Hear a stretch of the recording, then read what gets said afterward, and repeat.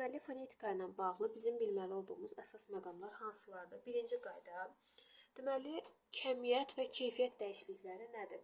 Testlərdən çox düşür ki, sözün səs və hərf tərkibində dəyişiklik olanlar hansılardır? Və yaxud da kəmiyyət dəyişikliyi olan sözü seçin və yaxud da keyfiyyət dəyişikliyi olan sözü seçin.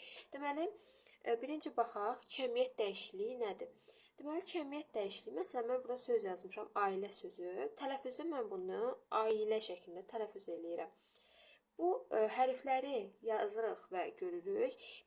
Səsləri isə deyirik və eşidirik. Ona görə də bu səslər transkripsiya içərisində yazılmalıdır. Və mən yazılışda görürəm ki, burada 4 hərf var, amma tələffüzdə gəlir 5 səsə çevrilir. Yəni kəmiyyət nədir? Həcm deməkdir. Yəni sayında, kəmiyyətində dəyişiklik baş verdi. Yəni 4-dən qalxdı 5-ə. Bu zaman biz bu hadisəyə deyirik səs artımı. Bu oldu səs artımı. İndi digər bir nümunədə, baxın, 7 hərfimiz var. Tələffüz eləyəndə ələrdən biri düşür. Yəni, eynicəsə qoşa sahibli sözlər tələffüz olunanda onlardan birincisi qalır, ikincisi düşür və uzun tələffüz olunur birincisi. Ona görə ələrdən biri düşür və gəlir 6 səsə çevrilir. Kəmiyyətimizdə azalma oldu. Yəni, olduğu kimi qalmadı. Kəmiyyət 7-dən düşdü 6-a. Deməli, burada da kəmiyyət dəyişikliyi var və biz bu hadisəyə deyirik səs düşümü hadisəsi. Deməli, bu bizim olduğu kəmiyyət dəyişikliyimiz. İkinci qaydamız nədir? Keyfiyyət dəyişikliyi. Keyfiyyət dəyişikliyi nədir? Məsələn, mən yazıram bura itki sözü. Tələffüz eləsəm mən bunu, gəlib çevriləcək itki. Baxın, burada Q tələffüzdə çevrildi, oldu G-ya, öz qarşılığına çevrildi. G, bax, bilirik ki, tələffüzdə samitlər öz qarşılığı, cinciltili isə çar, çarsa cinciltili qarşılığına keçə bilir və burada çevrildi öz qarşılığına və buna görə də biz burada bunun, yəni, keyfiyyətində, özünün xarakterində, yəni keyfiyyətində dəyişiklik baş verdi. Və bu dəyişiklik baş verdiyinə görə biz bura deyirik ki, bu sözlərdə keyfiyyət dəyişikliyi var. Keyfiyyət dəyişikliyi var. Deməli, kəmiyyət dəyişikliyi oldu saitlərin tələffüzdə və yazılışda olan fərqlərinə. Keyfiyyət dəyişikliyi isə gəlir samit, əgər öz qarşılığına keçirsə və yaxud da dəyişilirsə, bu olur keyfiyyət dəyişikliyi. Bəs yaxşı, bir sözdə həm kəmiyyət, həm keyfiyyət dəyişikliyi eyni anda ola bilərmi? Bəli, ola bilər. Məsələn, deyirəm ki, babamla. Mən bunu tələffüz eləyəcəm necə? Babamla. Babamla. Baxın, əvvəl baxıram görək kəmiyyət fərqi varmı? 2, 4, 6, 7. 7 dənə hərfdir. 2, 4, 6, 8. 8 də səsdir. Deməli, 7, 8 görürsünüz bərabər olmadı. Bu deməkdir ki, kəmiyyət fərqimiz var.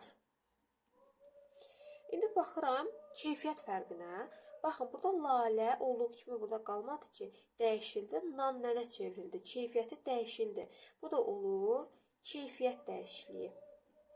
Yəni, biz buradan sübut eləmiş olduq ki, bir sözdə eyni anda həm kəmiyyət dəyişikliyi, həm də keyfiyyət dəyişikliyi ola bilər.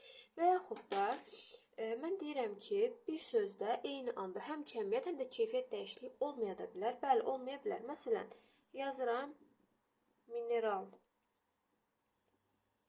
Söz olduğu kimi qaldı. Nə? Burada səs düşümü olmadı. Baxıram 2, 4, 6, 7. 2, 4, 6, 7. Baxın, bərabərdir. Deməli, kəmiyyət fərqi yoxdur. Heç bir samit və yaxud da sait də başqa bir qarşılığa və yaxud da başqa bir səsə çevrilməyib. Ona görə burada nə kəmiyyət fərqi yoxdur, nə də keyfiyyət fərqi yoxdur. Bəs yaxşı, ola bilər ki, sözdə uzanma hadisəsi baş versin. Məsələn, deyirəm ki, İşarə. Tələffüzdə bu necə tələffüz olunur? İşarə. A uzandı və qalan samitlər. Baxın, saya baxıram. 2, 4, 5. Bunda da eyni. 5, 5 bərabərdir, bərabərdir. Kəmiyyətdə dəyişiklik yoxdur, keyfiyyətdə dəyişiklik yoxdur. Sadəcə burada uzanma hadisəsi var və bu uzanma hadisəsi sözün səs və hərf tərkibində heç bir dəyişiklik yaratmır. Yəni, burada uzanma var, amma dəyişiklik yaratmır. Bunu belə yadda saxlamaq lazımdır. Bu bizim səs və hərf tərkibi ilə bağlı olan qaydalarımızdan. Daha sonra keçdik saitlərin yadda saxlanması ilə bağlı. Deməli, qalın saitlər A, Ö, O, O, incələr E, Ə, İ, Ö, Ü. Bunlar daha çox rahat tapılır. Nəinki qapalı və açıq saitlər. Baxın, A, O, E, Ə və Ö. Bunların hər birinin başlarının örtüyü var. Deməli, baxın, bunların hər birinin başlarının örtüyü var. Əksi olaraq bunlar olur açıq saitlər. Amma mən yazıram Ö, İ, U, Ü. Baxın, bunların başında belə örtüyü yoxdur. Belə yadda saxlamaq. Bu elmi qayda deyil, sadəcə olaraq yadda saxlamaq üsuludur. Bunu qeyd edeyim. Ö, İ, U, Ü üstləri açıqdır və bu əksi olaraq olur qapalı sait. Bu oldu bizim ikinci qaydamız. Üçüncü, uzun tələffüz olunma ilə bağlı. Deməli, dilimizdə Ö və Ü-dən başqa qalan bütün saitlərimiz uzun tələffüz oluna bilir və bizim burada belə bir istisnamız var ki, üfüqi sözündə Ü uzanır və bu istisnadır. Daha sonra, uzanma əgər varsa sözdə, mən bunu tələffüzdə mütləq şəkildə qoşa nöqtəsini qoymalıyam. Əgər testdə qabağınıza çıxsa ki, tutaq yazılıb ki, üfüqi sözü bu şəkildə tələffüz olunur. Mən bunu səhv götürməliyəm. Nəyə görə? Çünki burada nöqtəsi qoyulmur. Əgər bunun nöqtəsi yoxdursa, bu uzanmanı göstərmir. Bu olacaq səhv. Ona görə mütləq uzanma işarəsini qoymaq lazımdır. Daha sonra keçdik nəyə? Deməli, uşaqların ən çox qarışdırdığı yer kar və cinciltili samitlərin yadda saxlanmağıdır və bunu necə yadda saxlamaq olar? Deməli, baxırıq bura, 4 qoyaq bura. Kar samitlər. Bunun üçün yazırıq Akif Paşa çox hasta. Baxın, burada K, F, P, Ş, Q, X, Q, K, H, S, T. Bunların hamısı kar samitlərdir. Yəni, yadda saxlaya bilmirsinizsə, bu cümləni yazırsınız. Bunun içərisindən seçirsiniz ki, kar samitlər hansılardır. Yox, cinciltilini tapmaq istəyirsə bizdən, yazaq cinciltili samitlər. Buraya yazırıq nə? Düşürmü? Aha. Buraya yazırıq ki, gecə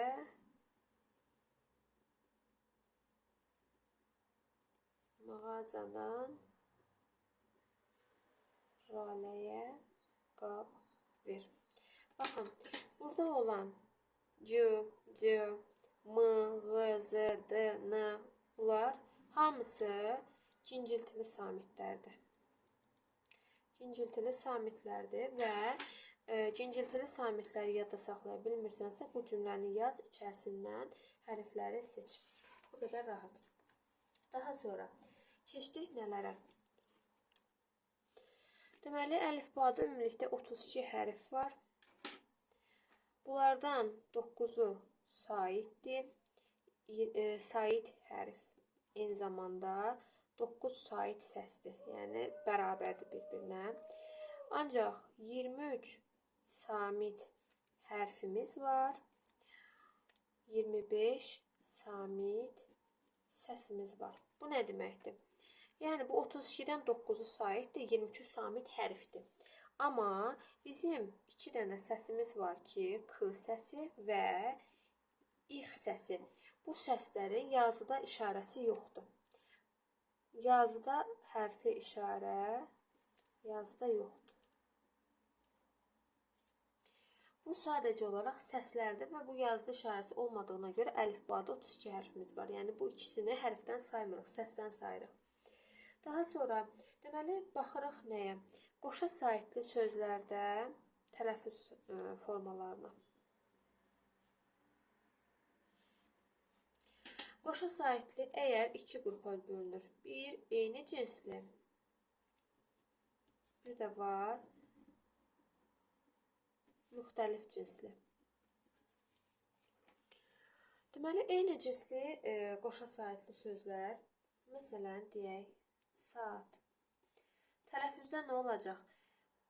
Bu saitlərdən birincisi qalır, ikincisi düşür və uzun tələffüz olunur. Saat və yaxud da deyirəm, inşaat. İnşaat. Baxın, bu cür tələffüz olunacaq. Daha sonra, deməli, eyni cinsli qoşa saitli sözlərdə səs düşümü bu cür olur. Bir də var, məsələn, təbii sözündə.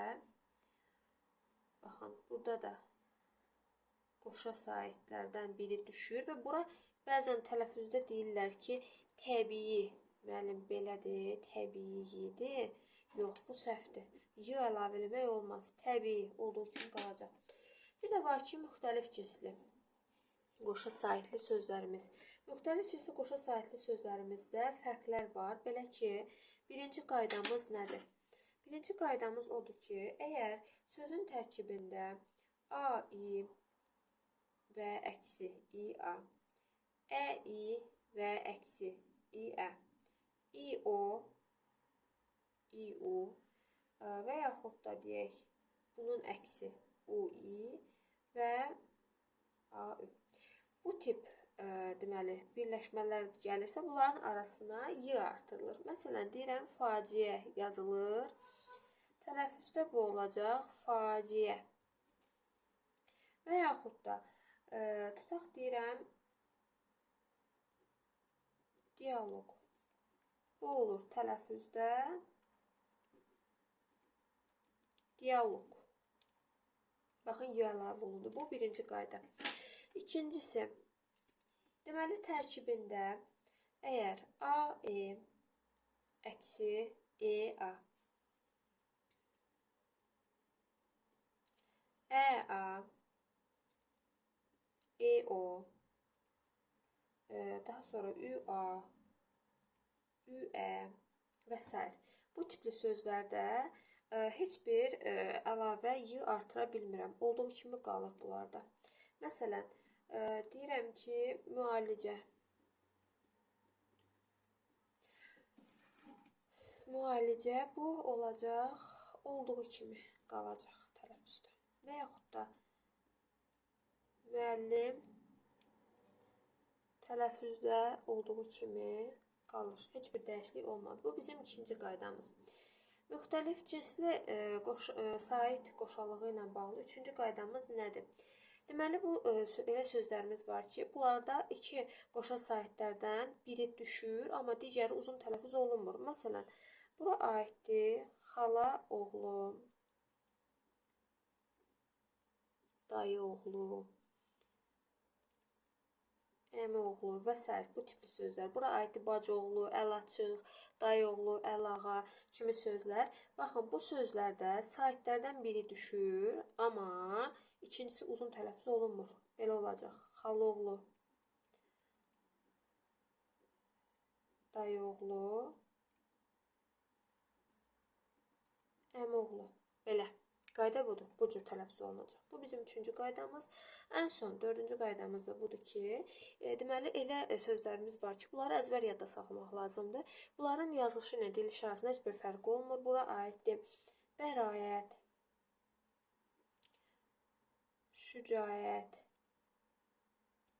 riayət, qirayət, daha sonra qənaət, burjua, kakao, memuar, məcmuat, sauna, fauna, aktual, mətbuat, memuar, seans, fauna bu kimi sözlər ki, bunlarda heç bir dəyişiklik olmur. Dəyişiklik olmur. Bu bizim müxtəlif cinsli və qoşa saitli, eyni cinsli qoşa saitli və müxtəlif cinsli qoşa saitli sözlərlə bağlı əsas qaydalarımız bunlardır. Daha sonra keçirik saitlərlə bağlı olan O-nun tələffüzü ilə bağlı əsas məqama. Əgər O-nun üstünə vurğu düşərsə, bu O olacaq O. Yox, əgər O-nun üstünə vurğu düşmürsə, bu tələffüzdə olacaq A. Məsələn, deyirəm ki, komediya yazılır, tələffüzdə çevrilir Komediya. Çünki vurğu o'ya düşmür. Bu çevrildi a'ya. Ona görə mütləq baxmaq lazım. Bir də var deyirəm. Oçerk. O'nun üstünə vurğu düşdü. Ona görə də həmin o olduğu kimi qaldı. A'ya çevrilmədi. Bu bizim o'la bağlı qaydamız. Və demək olar ki, saitlərlə əsas lazımlı məqamlar bunlardır. Daha sonra keçək samitlərlə bağlı əsas qaydalardan biri. Deməli, bizim samitlərin tələffüzü ilə bağlı olan, əvvəl gəlin tələffüzünə baxaq. Buradan oxunurmu bilmirəm. Aha, oxunur. Deməli, samitlərin tələffüzü. Deməli, bizim əsas lazımlı olacaq hərflər. Birinci K hərfi, 2 hərfi, digəri G hərfi. Hələlik bu ikisinə baxaq, daha sonra birisinə baxarıq. Deməli, bu Q hərfi yeganə hərfdir ki, 5 səsi özündə ifadə edə bilir. Bu özündə ifadə edir bir K-nı, bir K-nı, bir həmin bu 25 samit səsi yaradan 2 səsi bu Q hərfi verir bizə. Eyni zamanda Y səsini verə bilir, eyni zamanda Q səsini verə bilir. Bu, bunun əsas ifadə etdiyi səslərdir. Q hərfinin ifadə elədiyi səslər bir olduğu kimi Q, sonra ikinci verir K səsini, K-də olduğu kimi. Digəri verə bilir X səsini, eyni zamanda verə bilir G səsini. İndi bunların işlənmə məqamları nələrdir? Deməli, baxırıq. Əgər sözün sonunda çox hecalı sözlərdə, əvvəl bura qeyd edirəm, çox hecalı sözlərdə,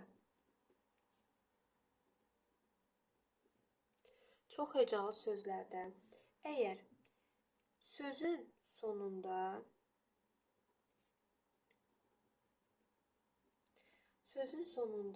gəlsə və sözün özündən sonra boşluq qoyuram, bura boşluq, yəni heç nə gəlməsə, heç nə müstəqil olduqda, yəni müstəqil işləndikdə söz, bu Q hərfi olub ilk kimi tələffüz olunur. Məsələn, yazıram bura ləkək, tələffüzdə olur ləkək. Və yaxud da deyirəm çörək yazılır, tələffüzdə eləyəcəm çörək. Bu nə vaxa aiddir? Özündən sonra heç bir söz gəlməyəndə, boşluq olanda. Bu birinci. İkincisi, əgər bu deməli hərf sonda gəlirsə, çox hecalı sözlərdə sonda gəlirsə və özündən sonra saitlə başlanan şəkilçi gəldikdə, bu tələffüzdə çevriləcək Y kimi oxunacaq. Məsələn, burada yazdığım çörək, özündən sonra artırıram bir dənə ağacı sözü. Və yaxud da, deməli, hələlik buna baxaq. Deməli, baxın, burada biz özündən sonra heç nə gəlməmişdi. Çörək ilk kimi tələffüz eləyirdik. Amma burada artıq özündən sonra saitlə başlayan söz var. İkinci tərəfə baxmaq lazımdır. İkinci tərəfə baxıram, saitlə başlayan var. Ona görə bu artıq çevrilib olacaq çörək ağacı. Oldu mu? Bu bizim ikinci qaydamız. Və eyni zamanda buna saitlə başlananda hər hansı bir deməli şəkilçi artırılanda yazılışda Q-Y əvəzlənməsi baş verir. Q-Y əvəzlənməsi nə vaxt baş verir? Saitlə